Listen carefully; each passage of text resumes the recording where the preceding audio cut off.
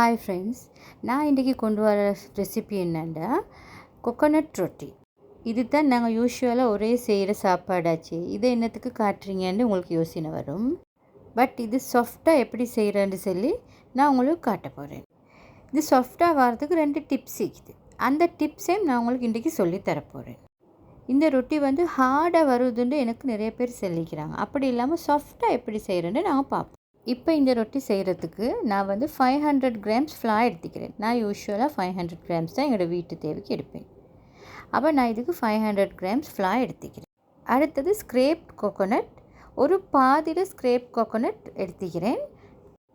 நான் செய்கிற இந்த ரெசிபி படி செஞ்சால் இதுக்கு ஒன்று மிச்சம் கோகோனட் போட தேவையில்லை. இப்போ நாங்கள் இந்த ஸ்க்ரேப் கோகோனட்டை நாங்கள் எங்களோட ஃப்ளாருக்கு ஆட் பண்ணிக்கொள்வோம். அடுத்தது சோல்ட் கொஞ்சம் ஆட் பண்ணிக்கொள்ளணும். சோல்ட் அளவாக ஆட் பண்ணிக்கொள்ளுங்க. அடுத்தது நான் இதுக்கு ஒரு சீக்ரெட் இன்க்ரீடியண்ட் இந்த ஆட் பண்ண போகிறேன். அதுதான் இந்த கோகோனட் ஆயில்.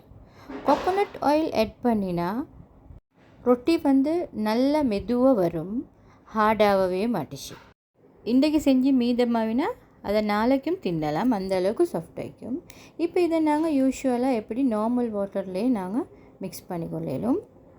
நான் உங்களுக்கு டிப் 2 சொல்லித்தரேன்னு சொன்னேன். அதில் ஒன்று தான் இப்போ நாங்கள் இந்த ஃப்ளாவை மிக்ஸ் பண்ணக்குள்ள ஃபஸ்ட்லேயே நாங்கள் கொஞ்சம் வாட்டர் கணக்காக ஆட் பண்ணிக்கொள்ளணும். நாங்கள் பயந்து வாட்டர் ஆட் பண்ணாமல் கொஞ்சமாக ஆட் பண்ணினோம்னா அது ஃப்ளார் நல்லாவே ஹார்டாக தான் வரும். எங்களோட டோ நாங்கள் மிக்ஸ் பண்ண ஸ்டார்ட் ஆகக்குள்ளே நாங்கள் ஓரளவு நல்லா ஆட் பண்ணிடணும். ஆட் பண்ணிவிட்டு அதுக்கு பிறகு லாஸ்ட் ஆகக்குள்ள பதம் சரியாக வரப்போக்குள்ளே தான் கொஞ்சமாக ஆட் பண்ணணும். டோ வாட்டர் ஆகிடும்ட்டு நாங்கள் பயந்து கொஞ்சமாக வாட்டர் ஊற்றினோம்னா டோ நல்லாவே கல்லமாய் வந்துடும். ஸ்டார்ட்டுக்கு நல்லா கொஞ்சம் விட்டுக்கொள்ளணும், அதுக்கு பிறகு கொஞ்சமாக ஆட் பண்ணிக்கொள்ளும். இப்போ பாருங்கள், இப்போ எங்களோட டோ நல்லா மிக்ஸ் ஆகிக்கி. இதுக்கு பிறகு நாங்கள் வாட்டர் ஆட் பண்ணக்குள்ள லைட்டாக வாட்டர் ஆட் பண்ணிக்கொள்ளணும். இப்போ நல்லா இந்த டோ மிக்ஸ் ஆகிடுச்சு தானே. இப்போ நான் லைட்டாக வாட்டர் ஆட் பண்ணிக்கொள்வேன். அப்படியே மறுபடியும் மிக்ஸ் பண்ணிக்கொள்வேன். இதுவும் ஒரு டிப் தான். ஸ்டார்ட்டுக்கே ஓரளவு வாட்டர் ஆட் பண்ணிக்கொள்ளணும், அது ஒரு டிப்.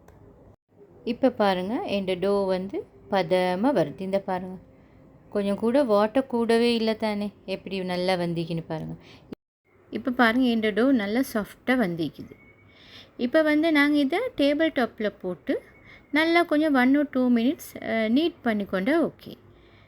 நீட் பண்ணி பால் பண்ணிக்கொண்டா சரி. அப்போ எங்களுக்கு ரொட்டி தட்டைப்போக்களையும் கையிலெல்லாம் ஒட்டாமல் க்ளீனாக வரும்.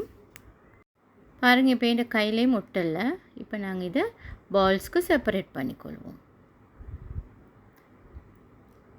இப்போ நான் ஒரு டிப் உங்களுக்கு சொல்லி தந்துட்டேன். இப்போ இன்னொரு டிப்பும் நான் உங்களுக்கு சொல்லி தருவேன். இப்போ நான் 500 கிராம்ஸ் ஃப்ளாக்கு பால்ஸ் செப்பரேட் பண்ணிக்கொள்ள போகிறேன். 5 பால்ஸ் எனக்கு வந்திக்குது.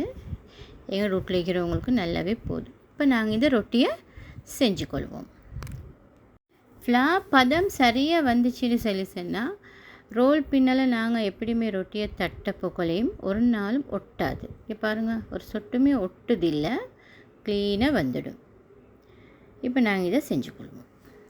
இப்போ ரொட்டியை நான் போட்டுக்கொண்டேன். இப்போ ரொட்டியை பிரட்டி கொண்டேன். இப்போ நெக்ஸ்ட் டிப் நான் சொல்லித்தர போகிறேன். என்னென்னா, ஒரு சைட் நல்ல வேவ மட்டும் மற்ற சைடுக்கு பிரட்டப்படா. அடுத்தது கேஸை ஓரளவு ஹையாக தான் வச்சுக்கொள்ளணும். கேஸில் ஃப்ளேமை தீஞ்சிடும்னு பயந்து ஃப்ளேமை நல்லா குறைச்சி வச்சு செஞ்சோம்னு சொல்லி சொன்னால் சிம்மில் வச்சோம்னா ரொட்டி ஹார்டாக தான் வரும். கேஸில் ஃப்ளேமும் ஓரளவு ஹை ஆகிக்கணும். ஒரு பக்கம் நல்லா வெந்த பிறகு தான் மறுபக்கத்துக்கு பிரட்டணும். அப்போ தான் ரொட்டி நல்லா பொங்கி நல்ல லேயராக வரும். இங்கே பாருங்கள், இப்போ இந்த ரொட்டியை நான் செஞ்சுட்டேன். இங்கே பாருங்கள், இப்போ இந்த ரொட்டியை பிச்சோன்னு இங்கே பாருங்கள் எப்படி லேயராக வந்திக்கின்னு பாருங்கள். இந்த ரொட்டி மீதமாவினா நான் ஃப்ரிட்ஜிலலாம் வைக்க மாட்டேன். அப்படியே க்ளோஸ் பண்ணி வச்சுட்டா அடுத்த நாளைக்கும் இது அப்படியே சாஃப்டாகவே இருக்கும். இங்கே பார்த்தீங்களா, நான் பிச்சை பக்கம் எப்படி வந்துச்சுன்னு. இந்த ரெசிப்பியில் நீங்கள் செஞ்சீங்கன்னா உங்களுக்கு ரொட்டி நல்லா சாஃப்டாக வரும். ஸ்கூலுக்கு பிள்ளைகளுக்கு லஞ்சுக்கு வச்சு கொடுத்தாலும் நல்லா சாஃப்டாக ஐக்கம் சாப்பிடக்குள்ள. இதே மாதிரி நீங்கள் ரொட்டி செஞ்சு பாருங்கள். நல்லா வந்துச்சுன்னா எனக்கு கமெண்ட் பண்ணுங்கள். இந்த ரெசிபி பிடிச்சிருந்தா எனக்கு ஒரு லைக் பண்ணுங்கள். இது வரைக்கும் என் சேனலை சப்ஸ்கிரைப் பண்ணாதவங்க சப்ஸ்கிரைப் பண்ணி எனக்கு ஒரு சப்போர்ட் ஒன்று தாங்க. இதே மாதிரி இன்னொரு டிஷ்ஷோடு சந்திக்கிறேன். பாய் பாய் ஃப்ரெண்ட்ஸ்.